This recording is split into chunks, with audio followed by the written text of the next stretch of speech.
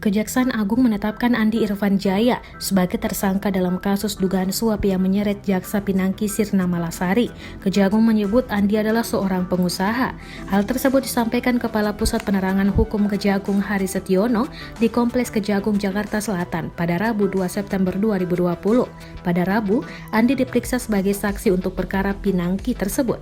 Dari hasil pemeriksaan, Andi ditetapkan sebagai tersangka.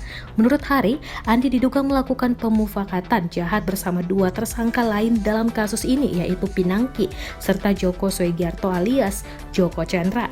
Pemufakatan tersebut diduga terkait dengan kepengurusan fatwa ke Mahkamah Agung. Fatwa tersebut diurus agar Joko Chandra tidak dieksekusi dalam kasus pengalihan hak tagih Bank Bali. Namun fatwa itu tak pernah terbit. Hari mengungkapkan peran Andi dalam kasus ini diduga sebagai perantara pemberi suap dari Joko Chandra ke Pinangki. Dari pemeriksaan sementara, kata Hari, tersangka yang mengenal Andi adalah Pinangki. Kejagung masih melakukan penyidikan lebih lanjut untuk kasus ini.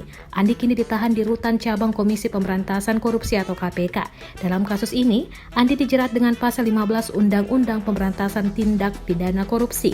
Sebelumnya, Kejagung telah menetapkan Pinangki dan Joko Chandra sebagai tersangka. Pinangki diduga menerima suap dari Joko Chandra. Keduanya disangka bekerja sama untuk mendapatkan fatwa MA.